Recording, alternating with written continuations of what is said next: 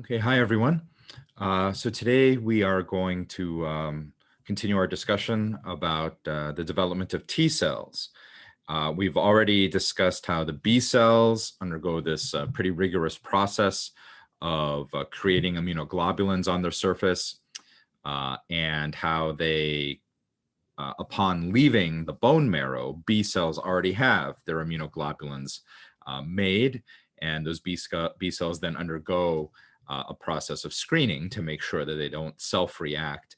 And eventually, the B cells make their way to the secondary lymphoid tissues, such as the thymus, where they are rewarded for being able to pass their tolerance screening and to demonstrate to the immune system that they're able to properly leave the blood and go into places like lymph nodes, at which point B cells are then wired up so that now when things bind to their immunoglobulins, they will activate the B cells, and then the B cells go to work, sort of cycling between the blood and the lymph system, going back and forth, having an opportunity to pass through all the different lymph nodes of your body as they try to look for things that they can bind to show that their immunoglobulin is actually useful and valuable.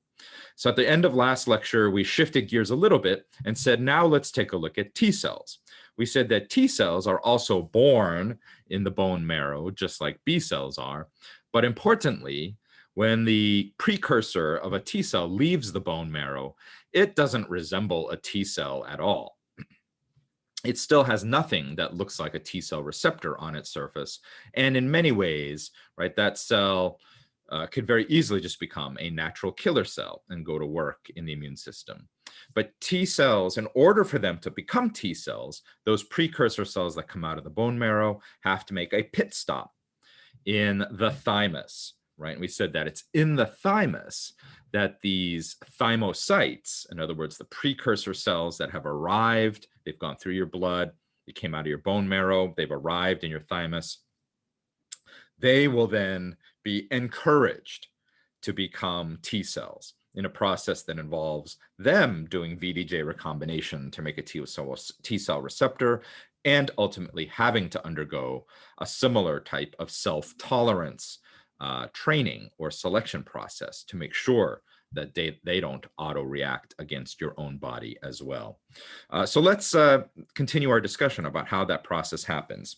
So you recall, this is taking place inside of the thymus, right? This soft tissue organ that's in front of the heart or above the heart between the lungs. And we said last time that if you were to look at a cross-section of the thymus, you would find that you'd have all these separate sort of compartments or chambers that are defined by this sort of fibrous tissue capsule in which you would find many, many cells. Right, so in this image on the left, all these little dark spots are the nuclei of individual cells. And we said that you can tell that there are different tissue regions of this region of the thymus here. If we look at the cartoon, remember we learned that this part up here is known as the cortex of the thymus, this tissue region, and then down here is the medullary region or medulla. So the brand new precursor cells of the T cells that arrive and come into the thymus, they are kind of ushered into this cortex region where they have an opportunity to interact with different types of epithelial cells in the thymus. So these sort of orange or yellowish star-shaped things are epithelial cells, and these are the cells that will try to encourage these precursor cells to become T cells. These developing thymocytes, as they are now called, right? Because now that these cells are part of the thymus, they are developing thymocytes. They will start doing VDJ recombination, ultimately ending up a few of them out of the initial starting amount that get there succeed in becoming these thymocytes that have T cell receptors on their surface. And then in this medullary region of the thymus is where they can interact with other types of epithelial cells. These darker orange ones here are these medullary epithelial cells, which will help them do things like do their tolerance training to make sure that they are not autoreactive. So you can imagine that if you were to look inside of a thymus and see a multitude of cells like this, you would know that some of them are cells that have just arrived and are not much different than when they left the bone marrow, right? Other cells might be along the way of developing into a T cell, so they might have part or their whole T cell receptor already formed. And then some of these cells would be already undergoing tolerance training, almost ready to be released into the blood if everything looks good. But if you were to just look at this under a microscope, you would not be able to visually tell the difference, right? So what if you were studying this and wanted to actually follow which cells were in what stages of T cell development? How could you do it? Well, a key would be knowing that as the cell is being encouraged to become a thymocyte, and as that thymocyte is developing its T cell receptor and on its way to maturing, that different proteins from different genes inside of these cells would be expressed, right, at different points along the developmental way.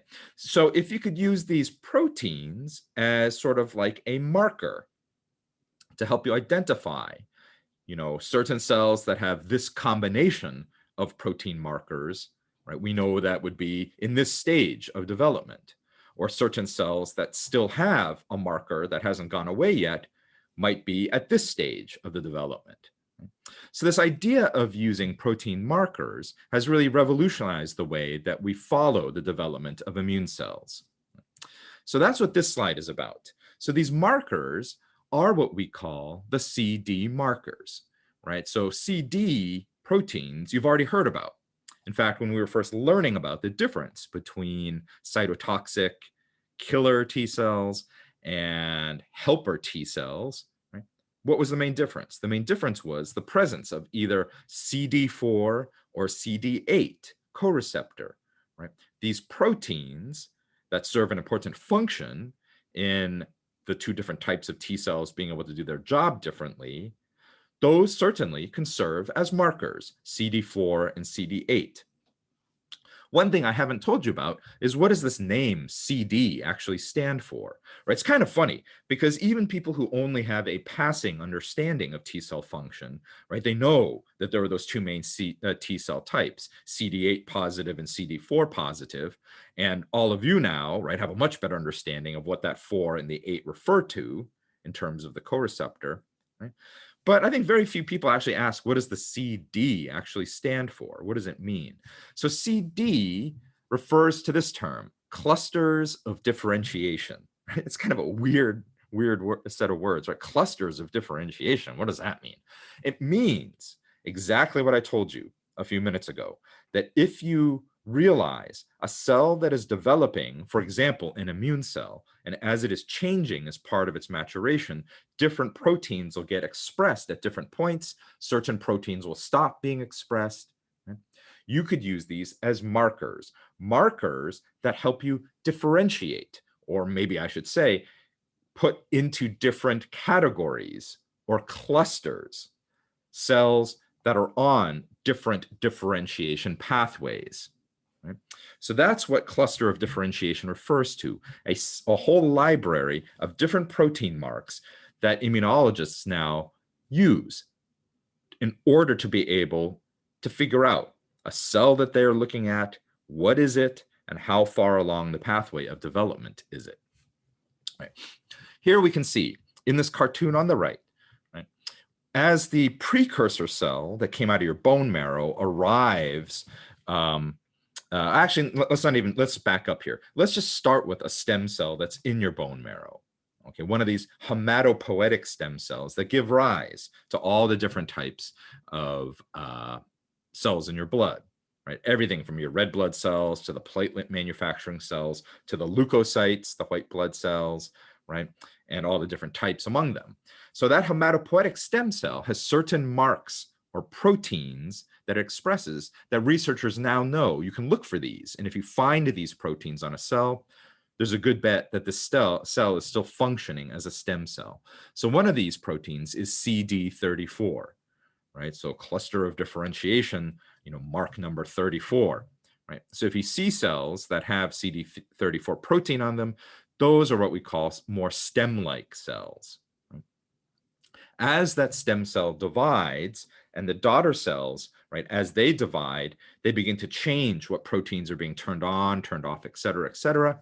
We now know that CD45, this yellow protein in the cartoon here, is a very useful marker for being able to distinguish that these cells are immune cells, right, that are no longer stem cell-like. So you can see all of these cells down here are CD45 positive. Right? And in addition, right, of course, these cells are not just saying I can only express one new protein or take away one new protein. It's waves and waves of proteins, right? So in addition to seeing the CD45 mark that lets you know, oh, these are developing immune cells, you can also look for other marks.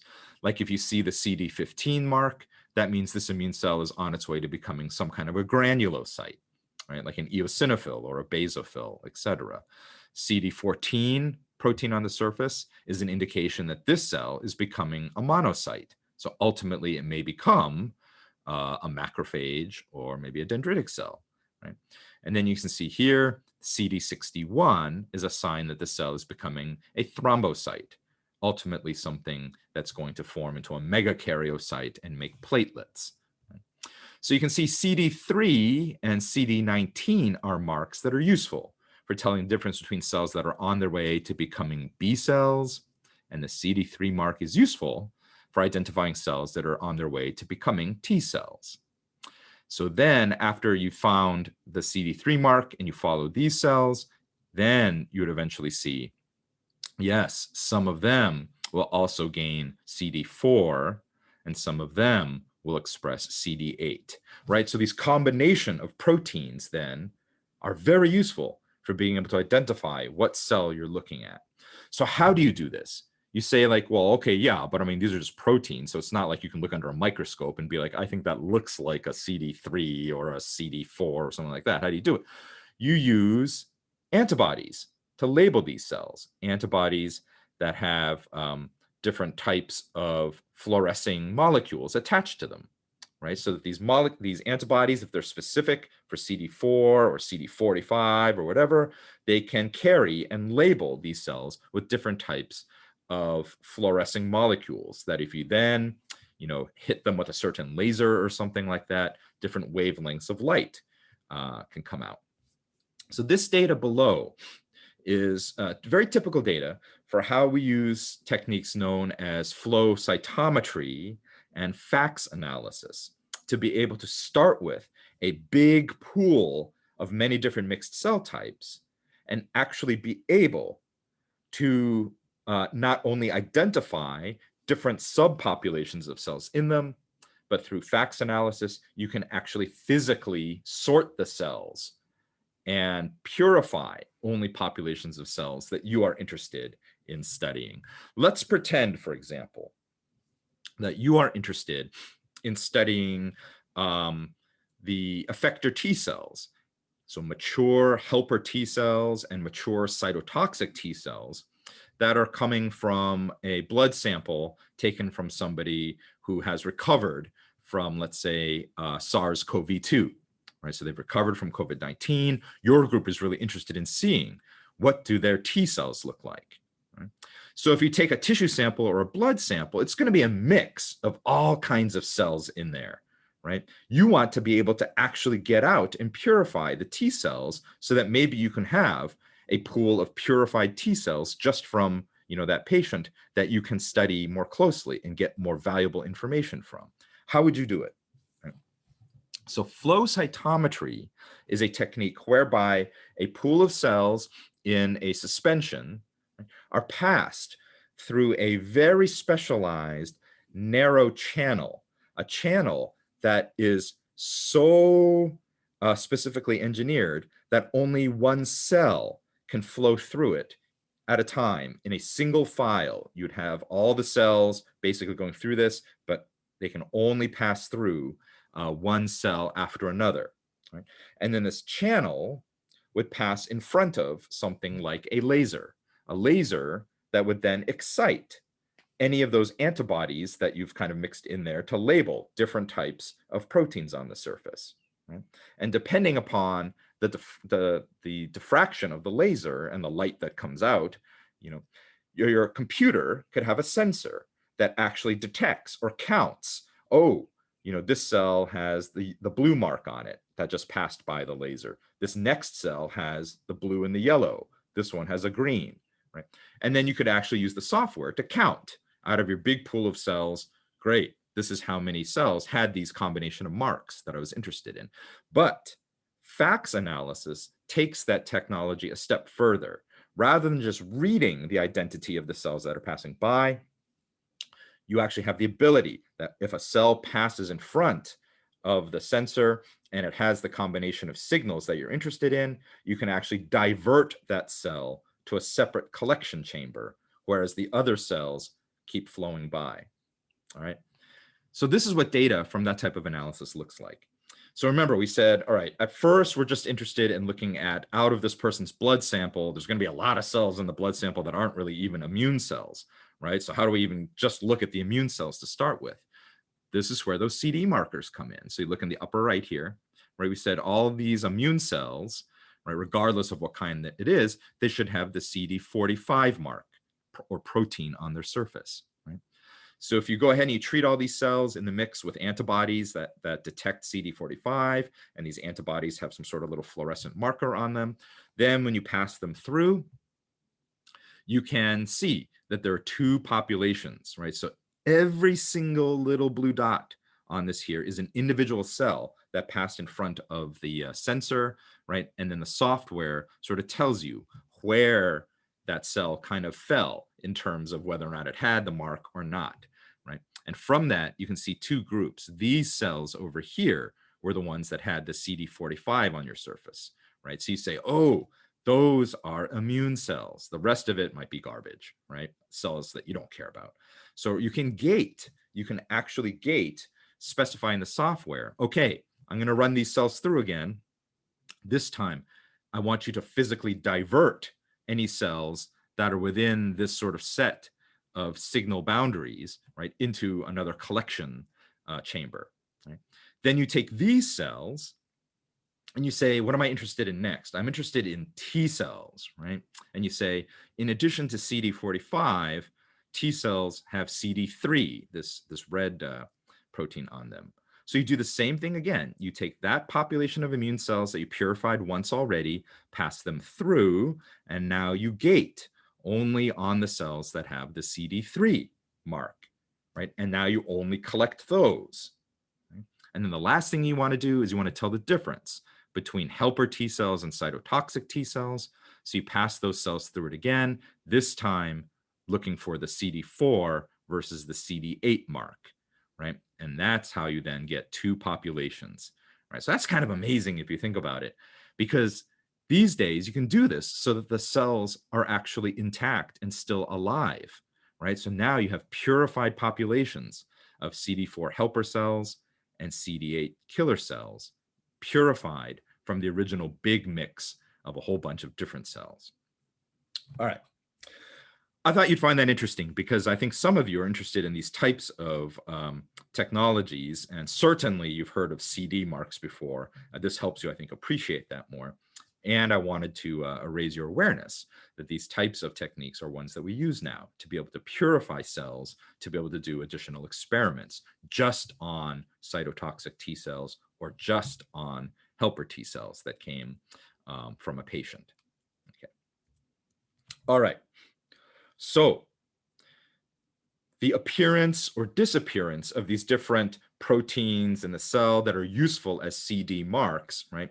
And I should stress, just because they're all called CD something, whether it's CD34 or 44 or 4 and 8, it doesn't mean that they're all similar proteins, right? Because these could be proteins that have a diverse range of functions and in reality have nothing to do with each other. It's just that these are the sets of proteins that the cell will regulate as part of changing, right? From one developmental stage to the next. So don't be confused about that, right? It's not like, oh, CD proteins are all a family of special CD proteins. that are all similar. No, it just means that these are useful marks to use. Here's an example of how we can appreciate that these CD marks are very useful for following development of a thymocyte.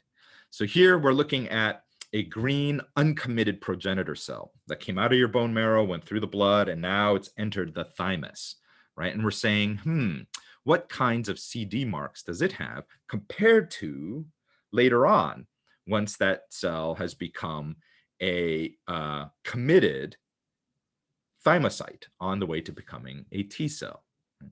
So certain marks you can see, like I already told you, the CD34 mark is a mark that's useful for telling whether or not this cell is more stem cell-like or if it's more like a differentiated cell. So the uncommitted progenitor cell, you'd find the CD34 protein on it, right? Whereas by the time it started differentiating and turning into something like a T cell, that CD34 mark, you would no longer find it on there. Right? Other marks, for example, there are certain cell adhesion marks that are more typical of a stem cell that are lost once the cell is differentiating. Look at these group right here of CD signals. Right? These are ones that very clearly were not found when the cell was still sort of like a stem cell that arrived in the thymus. Later on, as it turns into a thymocyte, right? That's when you start seeing the presence of these marks. And importantly, at this point, this is not a full-blown T cell yet, right? You can see the status of the T cell receptor genes, right? In the stem cell, they are still germline. They are whatever you're born with, right? All the blocks of the V's, the D's, and the J's, nothing's been chosen yet, right? Whereas in the developing thymocyte, VDJ recombination is on its way. It's happening, right? So things are beginning to rearrange. Importantly, during the rearrangement of the VDJ gene fragments to make a T cell receptor, this T cell doesn't express CD4 or CD8 co-receptor yet, right? Because the expression of those proteins only matters if the cell really has a T cell receptor on its surface, right? Because after all, the CD4 and the CD8 co-receptors are meant to help the T cell receptor function. So when that stem precursor-like cell first enters the thymus, right, it's undecided, it doesn't know what it wants to do. It was just wandering around aimlessly through your blood, right? It just so happens in the thymus, right? It starts interacting with thymic epithelial cells in the cortex of the thymus, right? And these cells are the ones that are going to encourage it, to become a T cell, right? Up until now, it's been kind of like, hey, I don't know what I want to do. And then these thymus epithelial cells are like, hey, you should really become a T cell, because that'd be really useful. You'd be really good at it. Do something useful with your life, Well, actually, I'm having a weird little family flashback there for a moment. But anyhow, how does it do it? Right? It does it through the interaction of receptors interacting with the cell surface, right, as the two cells are touching. So here, this gray cell on the top is the thymocyte, right, that is only now becoming kind of encouraged to become a T cell. The thymic epithelial cells, right, have this protein on their surface known as Notch ligand, right? What a weird name, right?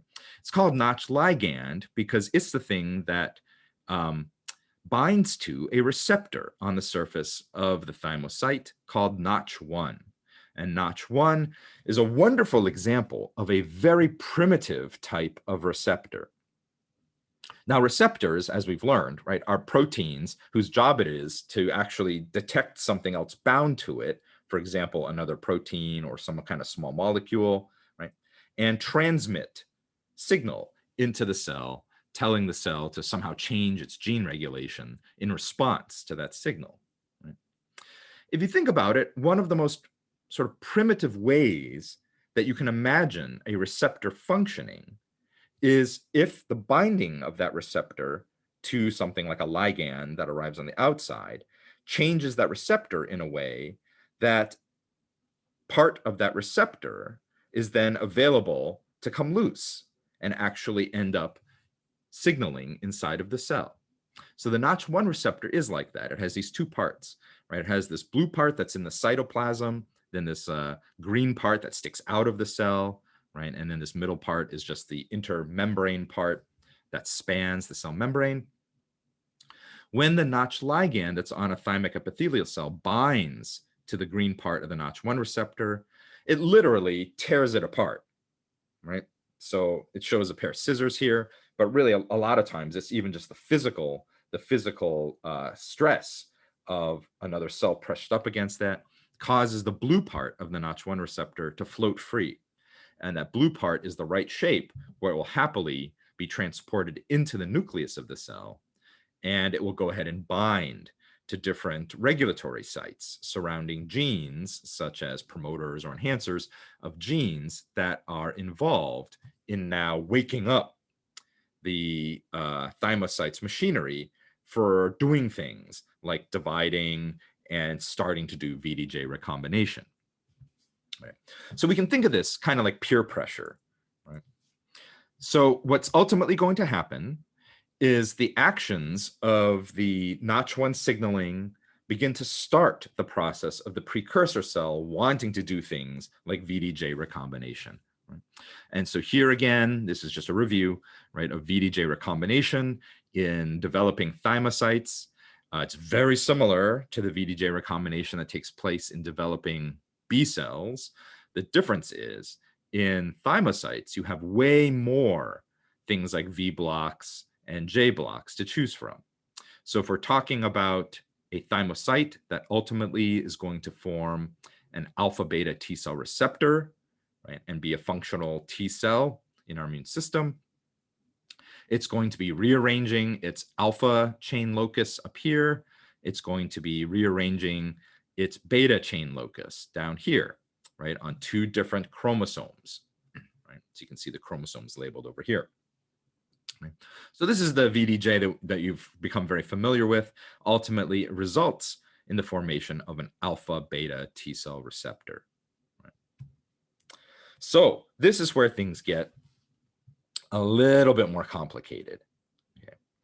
Because the alpha beta T cell receptor, the one on the left here, the yellow and the green alpha and beta chain, this is the one that we've been talking about up until now. So T cells that have the ability to function as a cytotoxic CD8 T cell or a helper CD4 T cells, this is the kind of T cell receptor that they cook up and make through VDJ recombination and have on their surface. Right? There's another type of T cell, though, that gets made, right? And those T cells have these two other chains instead. So instead of the alpha and the beta type of T cell receptor chain, you have some T cells that make what we call gamma and delta chains, right? In which case, these cells would be called gamma delta T cells. And alpha beta T cells versus gamma delta T cells, they have different functions in our immune system. But the thing that gets very confusing is that the point at which they become either an alpha beta T cell or a gamma delta T cell is kind of like an overlapping process. Right? So this is the flow chart of how an uncommitted progenitor precursor cell that enters the thymus eventually becomes either an alpha beta T cell or a gamma delta T cell. So we learned that these stem cells, when they enter the thymus, they have CD34 protein. So that's one way that researchers can identify that they're looking at an uncommitted progenitor cell. Okay. The epithelial cells inside the thymus begin to sort of pressure or encourage the uncommitted cell to become a thymocyte and sort of start thinking about being a T cell. Right? So here, a few days after the uncommitted progenitor cell has entered the thymus, within a few days, you would find that it's turned into a committed T cell progenitor, right, or a thymocyte. Right? And at this point, markers such as CD2 on its surface are useful for knowing that this cell is in this stage over here. Importantly, we call this a committed cell because it's now committed to the idea of becoming a T cell. And we also say it is double negative, right? What do we mean by double negative? Ultimately, right, if this became an alpha or is going to become an alpha beta T cell, it's going to have CD4 or CD8 co-receptor on its surface, right? In the end, it's going to be single positive for either CD4 positive or single positive for CD8 protein, right? But at this early stage, it has neither the CD4 nor the CD8. So that's why we say the cell is committed to becoming a T cell, but at this point, it's double negative. Neither of the co-receptors are present or expressed. Right? So at this point, you see this junction, this fork in the road. This is where the VDJ recombination is taking place for the first time. And there are 3 loci, right, that the oven mitt or oven mitts go to work on to start this whole VDJ recombination process. Right? They are the site that has all the VDJ fragments for making the beta chain. Right?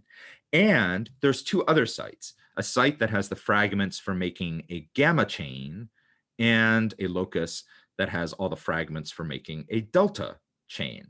So the oven mitt will actually start trying to make all 3 of these chains at the same time, right? So the oven mitt's just going around trying to do the VDJ recombination at these 3 different sites. If it turns out that this developing thymocyte succeeds in making a productive gene fragment rearrangement at the gamma as well as the delta chain loci, then guess what? That's all as far as it needs to go, because the T cell receptor that it can put together with this gamma and delta is the brown and sort of beige, well, that's what the cartoon shows it as, right? Gamma delta T cell receptor, at which point this is a committed gamma delta T cell, right? And it's pretty much ready to go to work. Gamma delta T cells do not have to undergo the same rigorous self-tolerance training that other T cells, the alpha beta T cells, have to do. Because of their role, the gamma delta T cells function as part of our immune system in a way that's not concerned with trying to identify novel antigenic signals that are coming in from the outside. Gamma delta T cells are more like maintenance cells. They go to work just making sure that the cells of our tissues look healthy and there's no sign of disease. As a result, the number of possible shapes of gamma delta T cell receptors, the antigen binding domain or affinity domain, right, is far less variable, right, because it only needs to make certain variations of certain shapes that we've evolved to look out for as being important hallmarks or signs that there's something wrong with one of our cells or our tissue is damaged or diseased. Okay, so that means some of these developing thymocytes just become gamma delta T cells at this point. However, if the developing thymocyte succeeds in making the beta chain a productive rearrangement of the VDJ gene fragments and now can make a beta chain, at this point, it's on its way to becoming an alpha beta T cell. So what happens? The cell can detect that and says, ooh, I'm making beta chain. I'm probably going to become an alpha beta T cell. In order for my alpha beta T cell receptor to work when it's ready, I have to have CD4 or CD8 co-receptor ready, right? But because at this point, it has not finished making the T cell receptor, in a way, it's like it doesn't know which one it's going to need. So it makes both, right? So the cell starts turning on production of both CD8 and CD4 at the same time. So now we say this thymocyte is double positive. Right? Now this gets really confusing because look, the chart suddenly goes back to calling this uncommitted. All right. The nomenclature here, I wish they hadn't used these words because I think it's kind of sloppy, right? They made you say that up here, this developing precursor cell is committed to becoming a thymocyte, right? Now over here, somehow it's made it sound like it's changed its mind, right? No, because what it's saying here is at this point, yeah, it's still committed to becoming a T cell, right? It's gone pretty far along the path. It's just uncommitted as to which type of T cell it's going to become, CD4 or CD8, right? And it has both on its surface. At this point, it will try to make the alpha chain part of the alpha beta T cell receptor. So the oven mitt goes back to work trying to rearrange now the alpha locus, but in a weird kind of mechanism. That oven mitt still has the ability to go and work on the gamma locus and the delta locus, right? Because those loci are still kind of there. So there's another possibility that this time around, right, the oven mitt manages to make a gamma and delta chain again, at which point, here's another junction or fork in the road. This T cell will now give up on being an alpha beta T cell, and it'll just be satisfied being a gamma delta T cell again, right? So there's two opportunities to make gamma delta T cells that then go off and do gamma delta T cell function.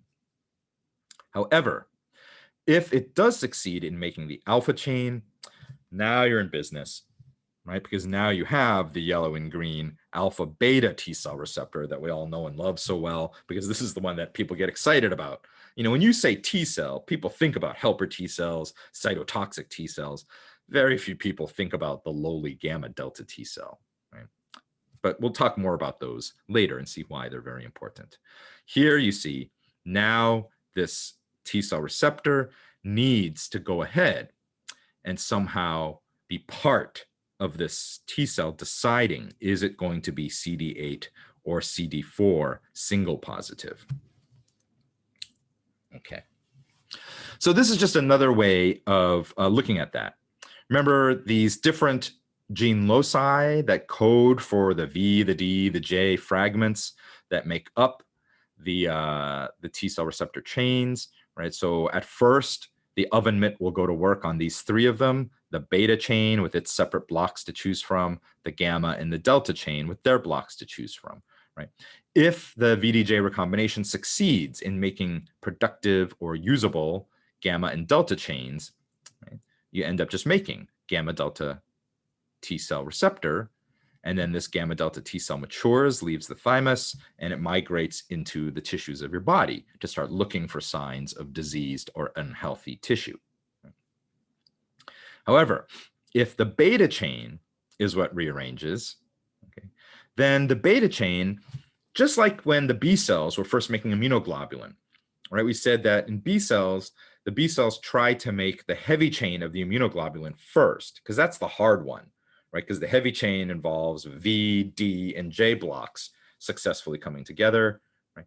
If it can pull that off, right, then it can try to make the light chain to finish off the immunoglobulin. But remember, when the heavy chain is made in immunoglobulin, remember I gave you that analogy, just like a carpenter making furniture, right? He has templates that can quickly check to make sure that the protein that is being made from this recombination actually is the right shape before you move on to the next step in making the table, or the B cell, the next step in making light chain.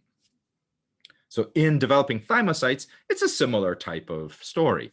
Once it's successfully made the beta chain, it needs to make sure that this beta chain looks right before it wastes any time trying to make the alpha chain. So the way it checks out the beta chain is by using this other protein, this gray thing here, okay, which is a pre-TCR protein that helps check out the shape of this beta chain. Right. And this is how it works. So this pre-TCR receptor, right, is put together by the beta chain that the cell just made and this PT alpha protein that kind of comes up next to it, right, and tries to fit up next to it. And if the beta chain is the right shape to be a good, decent beta chain, then these things will come together. But this is a little wacky. Look at the way it does this. Right? So the PT alpha comes up against this beta chain protein. So of course, you know, this is not the only beta chain protein molecule that's on the whole cell, because the cell is now making protein from this beta chain gene rearrangement. So there's other of these beta chains on its surface, right? And so other PT alpha molecules can come and check those out. And the way it checks it out is it forms this weird dimer structure. So on the left is the pair of PT alpha and beta chain that's on the left here. And on the right is the pair of PT alpha and beta chain over here. Right?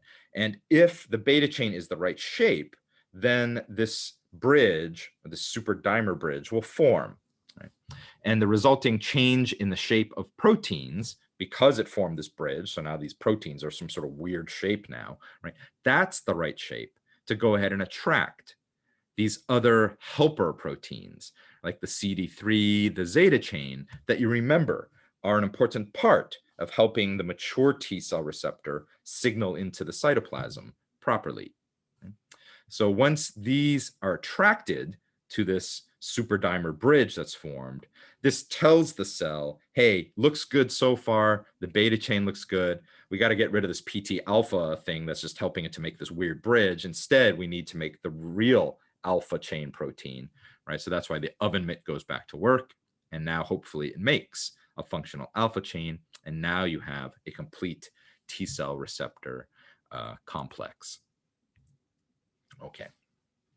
So this cartoon is a nice way of kind of summarizing what we just talked about.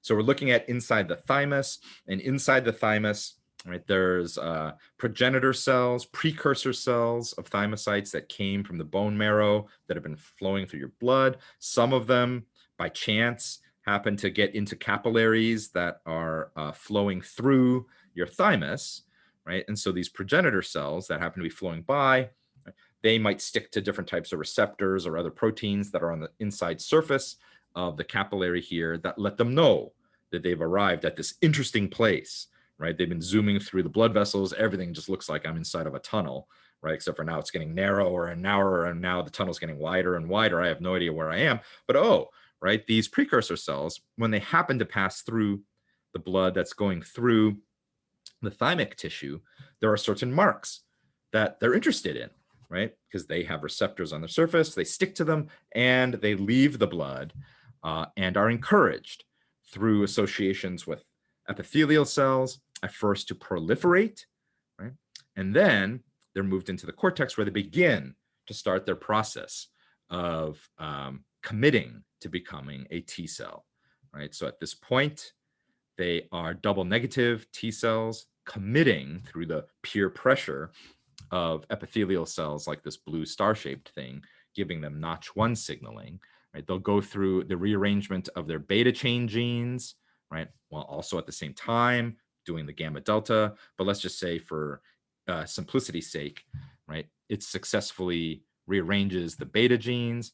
It checks out the resulting pre-TCR using the pre-T alpha protein and that weird little bridge thing, right? If that works out, then the cells will rearrange their alpha locus, right? And then you would end up with a functional T cell receptor, alpha beta T cell receptor, and then you'll have another checkpoint to make sure that this T cell receptor looks good.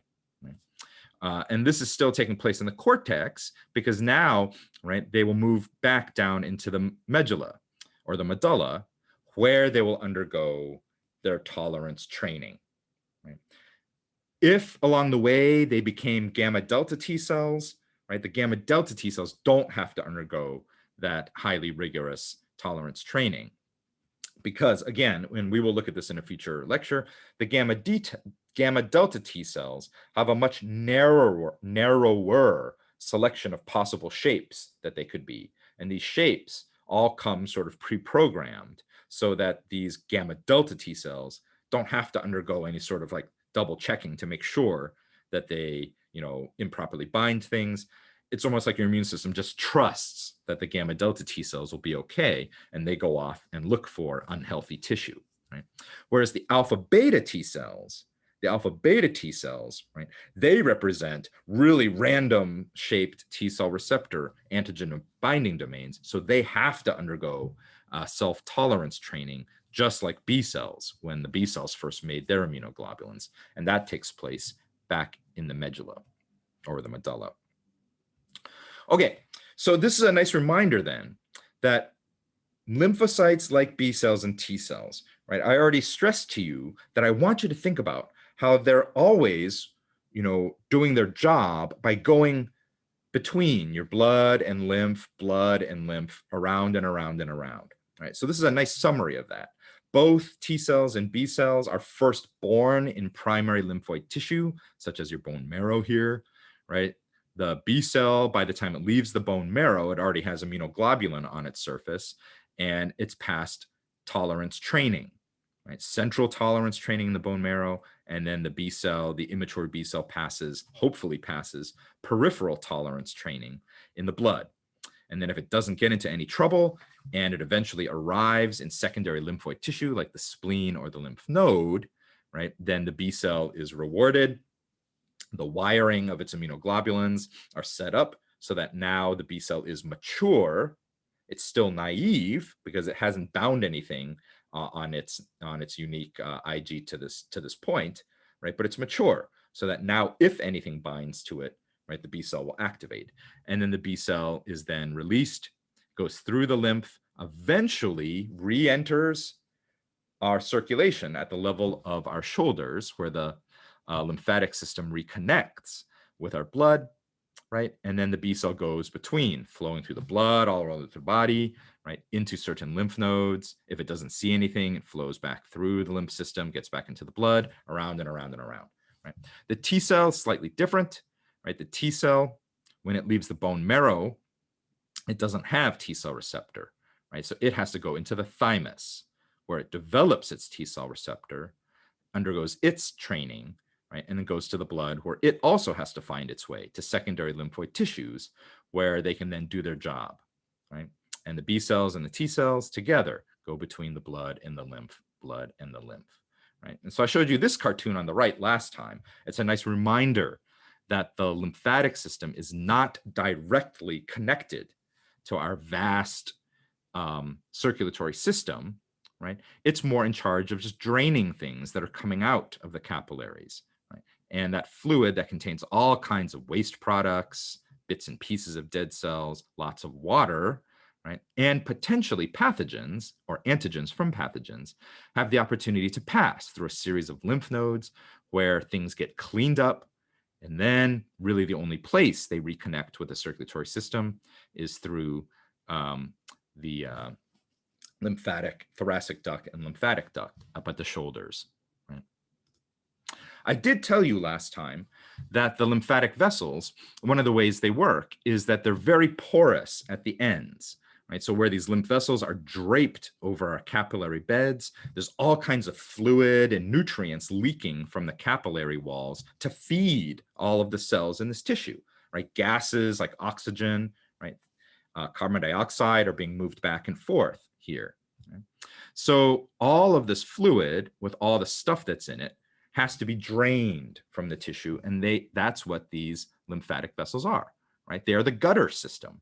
If you were to zoom in, let's say we zoom into the tips of one of these here, you would see that the end of the lymphatic vessel is very porous, right? Lots of openings between the cells. So lots of fluid is draining in here, just like a gutter. Right? And this gets excess fluid away from our tissues. Importantly, that fluid is mostly water that then can be cleaned up in our lymph system. And this is going to pick up all kinds of junk, just like a gutter. Right? That has valves in it that prevent the fluid from backing up. Right? So these are like one-way channel. Now, you might wonder, how does the fluid, lymphatic fluid from someplace like your lower body actually go up against gravity up through your lymph nodes, right? And back into your blood, right? Well, unlike our circulatory system, of course, our blood is pumped by our heart, right? That's what propels our blood around. Our lymphatic system doesn't have a pump. It's just a series of these gutters all over the place, right? So what moves your lymph system around are your muscle movements, right? Because every time you move your muscles, right, your muscles are squeezing against your lymphatic system. And because the lymph vessels have these one-way valves in them, as you squeeze it, right, the fluid can only go one direction. And that's what propels the material through your lymphatic system. That's why, You know how like your auntie or grandma, right, always tells you, oh, if you have a cold, go out, get some exercise. It's good for you, right? And you're always like, nah, nah, that's like an old, you know, nonsense home remedy type of thing. But it's true, right? Because the more you physically move, the more you move your lymph through your lymphatic system. And the more you move your lymph through your lymphatic system, the better opportunities your immune system has for having immune cells exposed to check out what it is that's actually draining from your different tissues, right? So absolutely, right? Even if you're not feeling well, get up, go for a walk, because that's what we evolved to do. We didn't evolve to sit on our butts playing PlayStation for like 6 hours, right? We evolved to be moving around, right? So that's why our lymph system is designed this way. Okay, last slide, because I know we're out of time, but this is just a summary slide, because a couple of you have asked me about this idea of our blood and lymph never mixing, right? And I said, yeah, it's just like fresh water coming into your home and sewage water leaving your home. Right? Think about your bathroom. Right? So your bathroom has a fresh water supply leading from the plumbing of your house, right, up through the walls and into your bathroom. And so that feeds things like your sink, your tub, your toilet, right? That's all from the same fresh water supply. Importantly, right, after that water is used, like it came into the tub, came into the sink, came into the toilet, it's going to be collected and it's going to be sent off as your wastewater. Right? Think about this. There is no example in your house of the fresh water supply directly connecting to the wastewater supply, right? You don't really think about that, but it's true. In all of these cases, right, the fresh water leaves the freshwater supply before it has to be collected and enter the wastewater supply. So that's just like your blood and lymph, because here the wastewater, right, goes off to a sewage treatment plant where it goes through these different chambers of being progressively more cleaned up before eventually it leaves the water treatment plant as clean water again and comes back to your residential water supply. Right? So in the same way, the waste material that's in your lymph fluid that was collected from all of your tissues goes through a series of lymph nodes to be eventually cleaned up and that clean water reintroduced into your circulatory system again. The key difference is along the way, right, is the opportunity for your immune system to check out what's coming through these various lymph nodes, right, to look for evidence of things like pathogens. All right, let's go ahead and stop there. Sorry I went over time, but I figured it's better just to finish up those last couple of slides. Okay.